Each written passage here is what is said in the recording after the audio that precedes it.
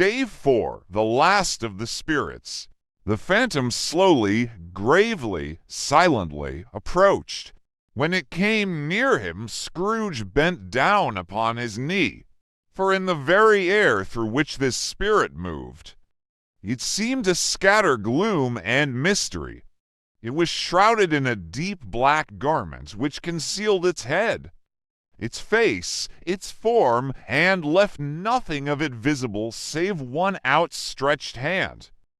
But for this, it would have been difficult to detach its figure from the night, and separate it from the darkness by which it was surrounded. He felt that it was tall and stately when it came beside him, and that its mysterious presence filled him with a solemn dread.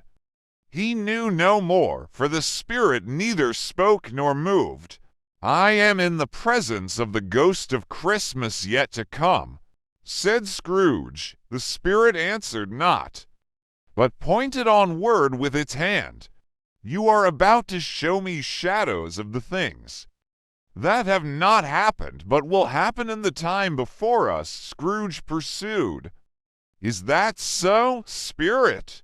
The upper portion of the garment was contracted for an instant in its folds, as if the spirit had inclined its head. That was the only answer he received, although well used to ghostly company by this time. Scrooge feared the silent shape so much that his legs trembled beneath him, and he found that he could hardly stand when he prepared to follow it. The spirit paused a moment, as observing his condition, and giving him time to recover. But Scrooge was all the worse for this.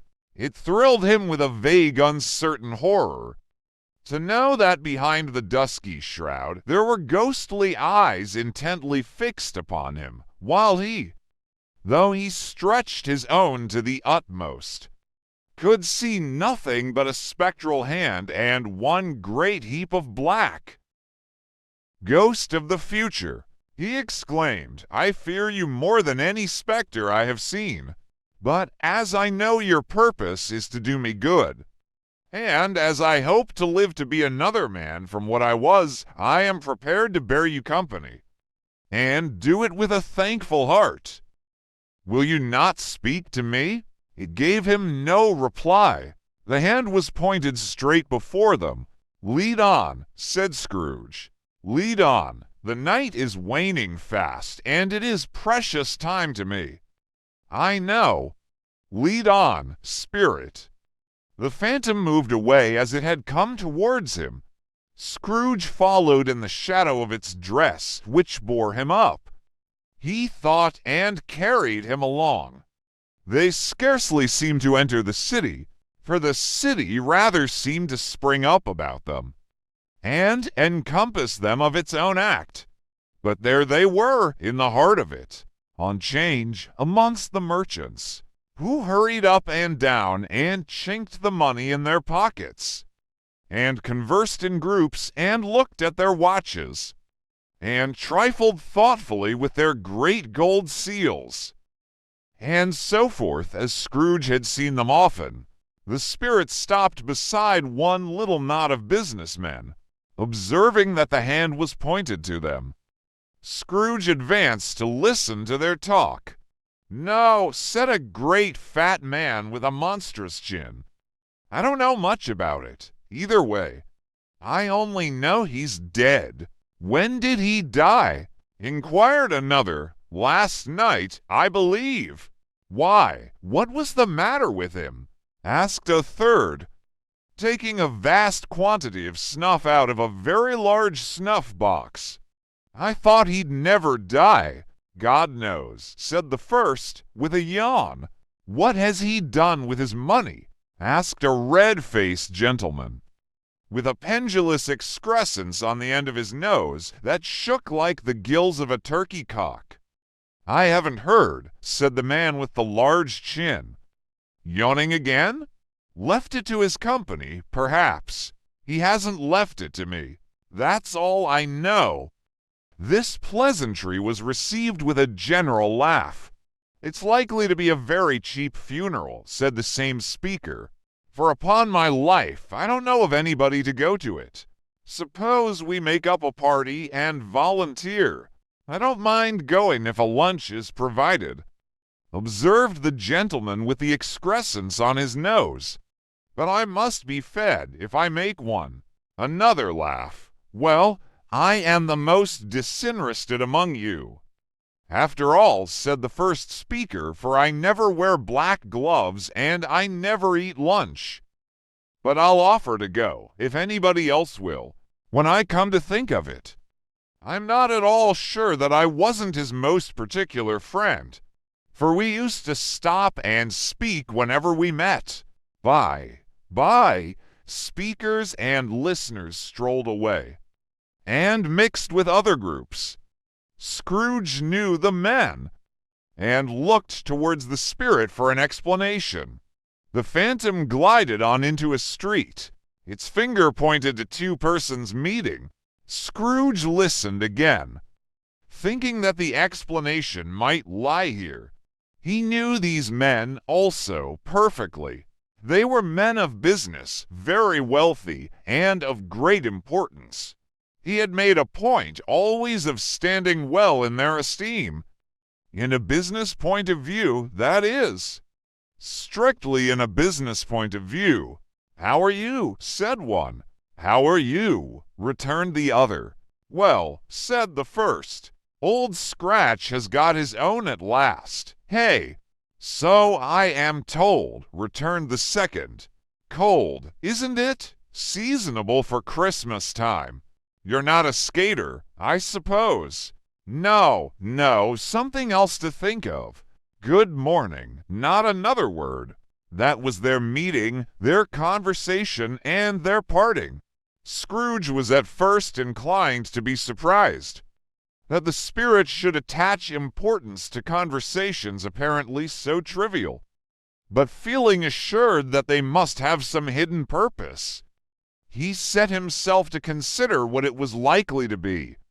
They could scarcely be supposed to have any bearing on the death of Jacob, his old partner, for that was past, and this ghost's province was the future. Nor could he think of anyone immediately connected with himself, to whom he could apply them, but nothing doubting that to whomsoever they applied, they had some latent moral for his own improvement. He resolved to treasure up every word he heard, and everything he saw, and especially to observe the shadow of himself when it appeared, for he had an expectation that the conduct of his future self would give him the clue he missed and would render the solution of these riddles easy. He looked about in that very place for his own image, but another man stood in his accustomed corner, and though the clock pointed to his usual time of day for being there, he saw no likeness of himself among the multitudes that poured in through the porch. It gave him little surprise, however, for he had been revolving in his mind a change of life, and thought and hoped he saw his newborn resolutions carried out in this. Quiet and dark beside him stood the phantom, with its outstretched hand. When he roused himself from his thoughtful quest, he fancied from the turn of the hand and its situation in reference to himself that the unseen eyes were looking at him keenly. It made him shudder and feel very cold. They left the busy scene and went into an obscure part of the town where Scrooge had never penetrated before, although he recognized its situation and its bad repute. The ways were foul and narrow, the shops and houses wretched, the people half naked, drunken, slipshod, ugly, alleys and archways, like so many cesspools, disgorged their offenses of smell and dirt and life upon the straggling streets, and the whole quarter reeked with crime, with filth and misery. Far in this den of infamous resort there was a low-browed, life-beetling shop below a penthouse roof where iron, old rags, bottles, bones, and greasy offal were bought. Upon the floor within were piled up heaps of rusty keys, nails, chains, hinges, files, scales, weights, and refuse iron of all kinds. Secrets that few would like to scrutinize were bred, and hidden in mountains of unseemly rags, masses of corrupted fat, and sepulchres of bones. Sitting in among the wares he dealt in by a charcoal stove, made of old bricks, was a gray-haired rascal nearly 70 years of age, who had screened himself from the cold air without by a frowsy curtaining of miscellaneous tatters hung upon a line, and smoked his pipe in all the luxury of calm retirement. Scrooge and the Phantom came into the presence of this man, just as a woman with a heavy bundle slunk into the shop. But she had scarcely entered when another woman, similarly laden, came in too, and she was closely followed by a man in faded black, who was no less startled by the sight of them than they had been upon the recognition of each other. After a short period of blank astonishment, in which the old man with the pipe had joined them, they all three burst into a laugh. "Let the charwoman alone to be the first," cried she who had entered first. "Let the laundress alone to be the second, and let the undertaker's man alone to be the third. Look here, old Joe, here's a chance. If we haven't all three met here without meaning it." "You couldn't have met in a better place," said old Joe, removing his pipe from his mouth. "Come into the parlor. You were made free of it long ago, you know. And the other two ain't strangers. Stop till I shut the door of the shop. Ah, how it squeaks! There aren't such a rusty bit of metal in the place. Has its own hinges, I believe. And I'm sure there's no such old bones here as mine. Ha, ha! We're all suitable to our calling. We're well matched. Come into the parlor. Come into the parlor." The parlor was the space behind the screen of rags. The old man raked the fire together with an old stair-rod, and having trimmed his smoky lamp, for it was night, with the stem of his pipe, put it in his mouth again. While he did this, the woman who had already spoken threw her bundle on the floor, and sat down in a flaunting manner on a stool, crossing her elbows on her knees, and looking with a bold defiance at the other two. "What odds, then? What odds, Mrs. Dilber?" said the woman. "Every person has a right to take care of themselves." "He always did. That's true, indeed," said the laundress. "No man more so. Why then? Don't stand staring as if you was afraid. Woman, who's the wiser? We're not going to pick holes in each other's coats, I suppose." "No, indeed," said Mrs. Dilber and the man together. "We should hope not." "Very well, then," cried the woman. "That's enough. Who's the worse for the loss of a few things like these? Not a dead man, I suppose." "No, indeed," said Mrs. Dilber, laughing. "If he wanted to keep him after he was dead." "A wicked old screw," pursued the woman. "Why wasn't he natural in his lifetime? If he had been, he'd have had somebody to look after him when he was struck with death, instead of lying gasping out his last there, alone by himself." "It's the truest word that ever was spoke," said Mrs. Dilber. "It's a judgment on him." "I wish it was a little heavier judgment," replied the woman.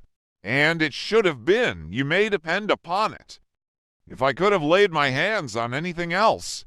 Open that bundle, old Joe, and let me know the value of it." Speak out plain. I'm not afraid to be the first, nor afraid for them to see it. We know pretty well that we were helping ourselves. Before we met here, I believe. It's no sin. Open the bundle, Joe. But the gallantry of her friends would not allow of this, and the man in faded black, mounting the breach first, produced his plunder. It was not extensive. A seal or two, a pencil case, a pair of sleeve buttons, and a brooch of no great value were all. They were severally examined and appraised by old Joe, who chalked the sums he was disposed to give for each upon the wall, and added them up into a total when he found there was nothing more to come. "That's your account," said Joe, "and I wouldn't give another 6 pence if I was to be boiled for not doing it." "Who's next, Mrs.?" Dilber was next, sheets and towels, a little wearing apparel, 2 old-fashioned silver teaspoons, a pair of sugar tongs, and a few boots. Her account was stated on the wall in the same manner. I always give too much to ladies. It's a weakness of mine, and that's the way I ruin myself. Said old Joe, "That's your account. If you asked me for another penny and made it an open question, I'd repent of being so liberal and knock off half a crown." "And now undo my bundle, Joe," said the first woman. Joe went down on his knees, for the greater convenience of opening it, and having unfastened a great many knots, dragged out a large and heavy roll of some dark stuff. "What do you call this?" said Joe. "Bed curtains." "Ah," returned the woman, laughing and leaning forward on her crossed arms. "Bed curtains. You don't mean to say you took him down, rings and all, with him lying there?" said Joe. "Yes, I do," replied the woman. "Why not? You were born to make your fortune," said Joe, "and you'll certainly do it." "I certainly shan't hold my hand when I can get anything in it by reaching it out, for the sake of such a man as he was." "I promise you, Joe," returned the woman coolly. "Don't drop that oil upon the blankets, now." "His blankets?" asked Joe. "Whose else's do you think?" replied the woman. "He isn't likely to take cold without him, I dare say. I hope he didn't die of anything catching." "Hey," said old Joe, stopping in his work and looking up. "Don't you be afraid of that," returned the woman. "I ain't so fond of his company that I'd loiter about him for such things, if he did. Ah, you may look through that shirt till your eyes ache, but you won't find a hole in it, nor a threadbare place. It's the best he had, and a fine one, too. They'd have wasted it if it hadn't been for me." "What do you call wasting of it?" asked old Joe, putting it on him to be buried in, to be sure. Replied the woman with a laugh, "Somebody was fool enough to do it, but I took it off again. If calico aren't good enough for such a purpose, it isn't good enough for anything. It's quite as becoming to the body. He can't look uglier than he did in that one." Scrooge listened to this dialogue in horror, as they sat grouped about their spoil. In the scanty light afforded by the old man's lamp, he viewed them with a detestation and disgust, which could hardly have been greater, though they had been obscene demons marketing the corpse itself.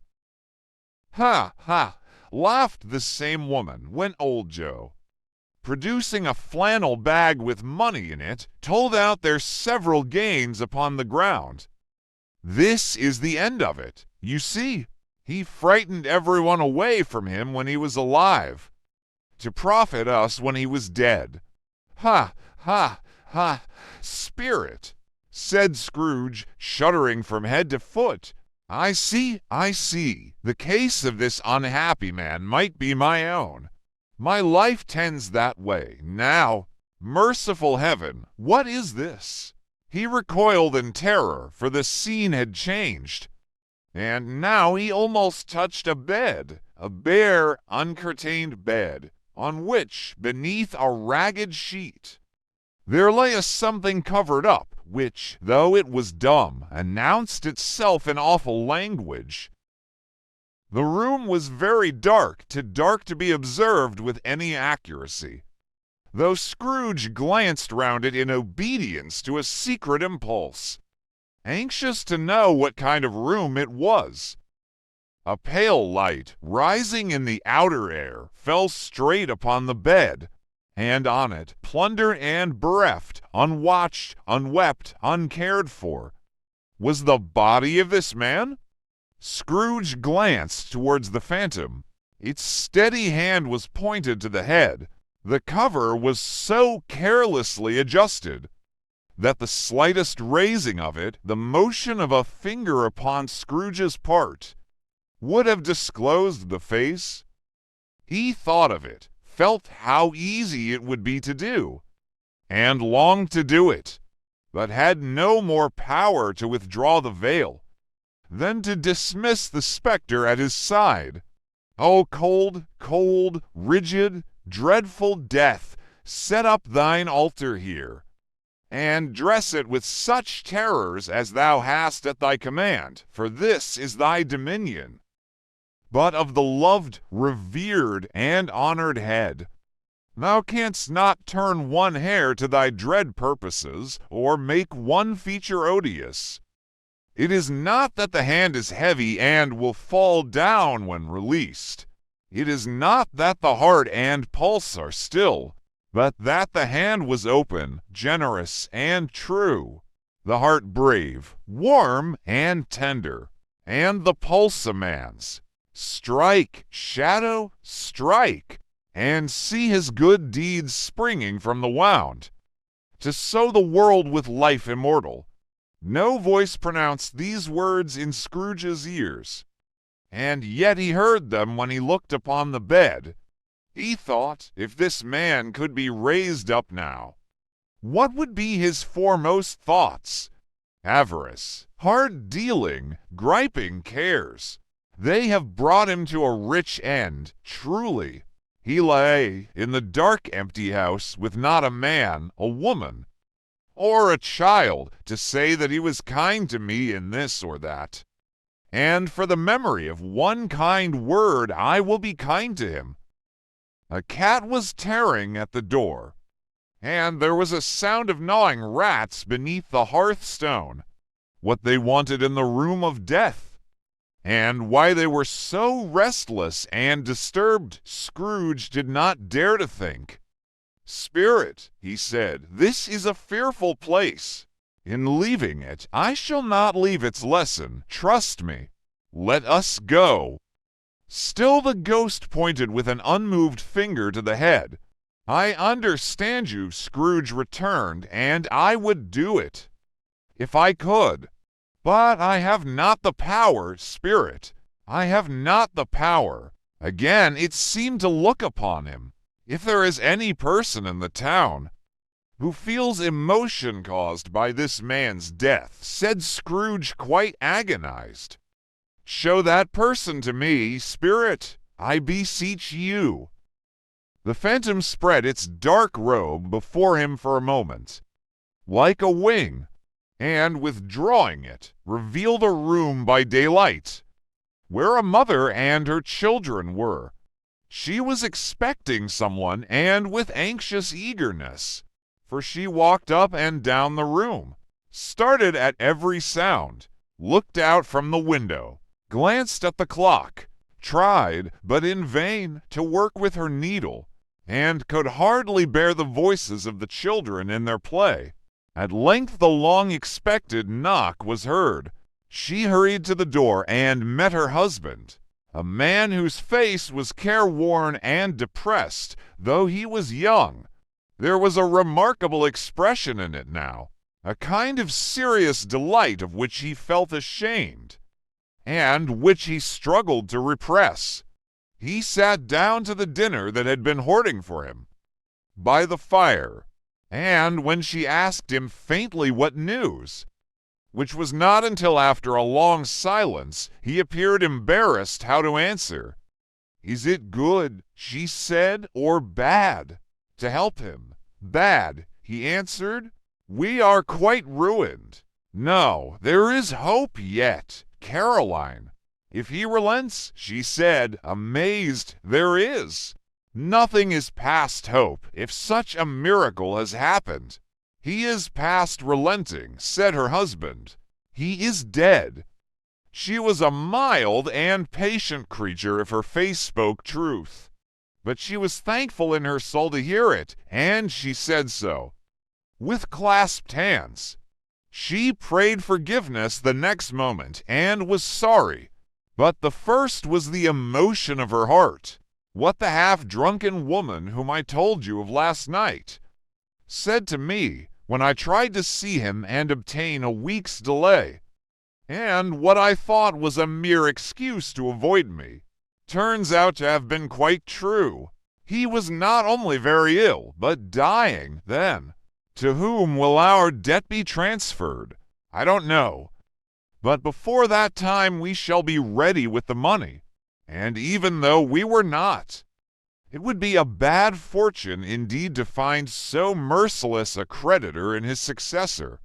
We may sleep tonight with light hearts, Caroline. Yes, soften it as they would, their hearts were lighter. The children's faces, hushed and clustered round to hear what they so little understood, were brighter. And it was a happier house for this man's death. The only emotion that the ghost could show him, caused by the event, was one of pleasure. "Let me see some tenderness connected with a death," said Scrooge, "or that dark chamber, spirit, which we left just now, will be forever present to me."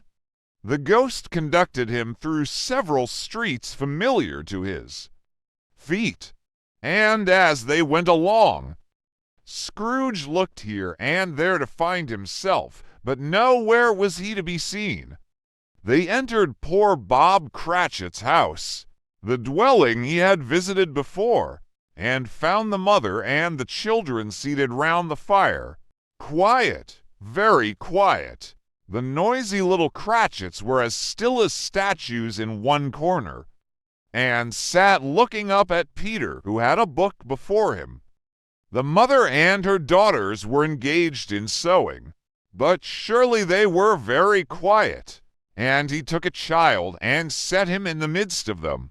Where had Scrooge heard those words? He had not dreamed them. The boy must have read them out as he and the spirit crossed the threshold. Why did he not go on? The mother laid her work upon the table and put her hand up to her face. "The color hurts my eyes," she said. "The color, ah, poor Tiny Tim." "They're better now again," said Cratchit's wife. "It makes them weak by candlelight, and I wouldn't show weak eyes to your father when he comes home, for the world. It must be near his time." "Past it rather," Peter answered, shutting up his book. "But I think he has walked a little slower than he used these few last evenings, mother." They were very quiet again. At last she said, and in a steady, cheerful voice, that only faltered once, I have known him walk with Tiny Tim upon his shoulder, very fast indeed." "And so have I," cried Peter. "Often." "And so have I," exclaimed another. "So had all, but he was very light to carry," she resumed, intent upon her work, "and his father loved him so that it was no trouble, no trouble. And there is your father at the door." She hurried out to meet him, and little Bob in his comforter, he had need of it, poor fellow, came in. His tea was ready for him on the hob, and they all tried who should help him to it most. Then the two young Cratchits got upon his knees and laid, each child a little cheek, against his face, as if they said, "Don't mind it, Father, don't be grieved." Bob was very cheerful with them, and spoke pleasantly to all the family. He looked at the work upon the table, and praised the industry and speed of Mrs. Cratchit and the girls. They would be done long before Sunday, he said. "Sunday? You went today, then, Robert?" said his wife. "Yes, my dear," returned Bob. "I wish you could have gone. It would have done you good to see how green a place it is. But you'll see it often. I promised him that I would walk there on a Sunday." "My little, little child," cried Bob, "my little child." He broke down all at once. He couldn't help it. If he could have helped it, he and his child would have been farther apart perhaps than they were. He left the room and went upstairs into the room above, which was lighted cheerfully and hung with Christmas. There was a chair set close beside the child, and there were signs of someone having been there lately. Poor Bob sat down in it, and when he had thought a little and composed himself, he kissed the little face. He was reconciled to what had happened, and went down again quite happy. They drew about the fire and talked, the girls and mother working still. Bob told them of the extraordinary kindness of Mr. Scrooge's nephew, whom he had scarcely seen but once, and who, meeting him in the street that day, and seeing that he looked a little, just a little down, you know, said Bob, inquired what had happened to distress him. "On which," said Bob, "for he is the pleasantest spoken gentleman you ever heard, I told him, 'I am heartily sorry for it, Mr. Cratchit,' he said, 'and heartily sorry for your good wife.' By the by, how he ever knew that, I don't know." "Knew what, my dear?" "Why, that you were a good wife," replied Bob. "Everybody knows that," said Peter. "Very well observed, my boy," cried Bob. "I hope they do. Heartily sorry," he said, "for your good wife. If I can be of service to you in any way," he said, giving me his card, "that's where I live. Pray come to me." "Now, it wasn't," cried Bob, "for the sake of anything he might be able to do for us, so much as for his kind way, that this was quite delightful. It really seemed as if he had known our Tiny Tim, and felt with us. I'm sure he's a good soul," said Mrs. Cratchit. "You would be sure of it, my dear," returned Bob, "if you saw and spoke to him. I shouldn't be at all surprised, mark what I say, if he got Peter a better situation." "Only hear that, Peter," said Mrs. Cratchit, and then cried one of the girls, "Peter will be keeping company with someone and setting up for himself." "Get along with you," retorted Peter, grinning. "It's just as likely as not," said Bob, "one of these days. Though there's plenty of time for that, my dear. But however and whenever we part from one another, I am sure we shall none of us forget poor Tiny Tim, as shall we, or this first parting that there was among us." "Never, Father," cried they all. "And I know," said Bob, "I know, my dears, that when we recollect how patient and how mild he was, although he was a little, little child, we shall not quarrel easily among ourselves, and forget poor Tiny Tim in doing it." "No, never, Father," they all cried again. "I am very happy," said little Bob. "I am very happy." Mrs. Cratchit kissed him. His daughters kissed him. The two young Cratchits kissed him, and Peter and himself shook hands. Spirit of Tiny Tim, thy childish essence was from God. Spectre, said Scrooge, something informs me that our parting moment is at hand. I know it, but I know not how. Tell me what man that was whom we saw lying dead. The ghost of Christmas yet to come conveyed him. As before, though at a different time, he thought, indeed, there seemed no order in these latter visions, save that they were in the future, into the resorts of business men, but showed him not himself. Indeed, the spirit did not stay for anything, but went straight on, as to the end just now desired, until besought by Scrooge to tarry for a moment. This court, said Scrooge, through which we hurry now, is where my place of occupation is, and has been for a length of time. I see the house. Let me behold what I shall be. In days to come. The spirit stopped. The hand was pointed elsewhere. The house is yonder, Scrooge exclaimed. Why do you point away? The inexorable finger underwent no change. Scrooge hastened to the window of his office and looked in. It was an office still, but not his. The furniture was not the same, and the figure in the chair was not himself. The phantom pointed as before. He joined it once again, and, wondering why and whither he had gone, accompanied it until they reached an iron gate. He paused to look round before entering. A churchyard, here, then. The wretched man, whose name he had now to learn, lay underneath the ground.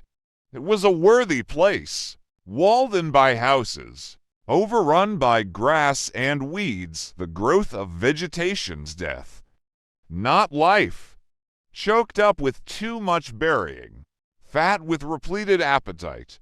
A worthy place. The spirit stood among the graves, and pointed down to one. He advanced towards it trembling. The phantom was exactly as it had been, but he dreaded that he saw new meaning in its solemn shape.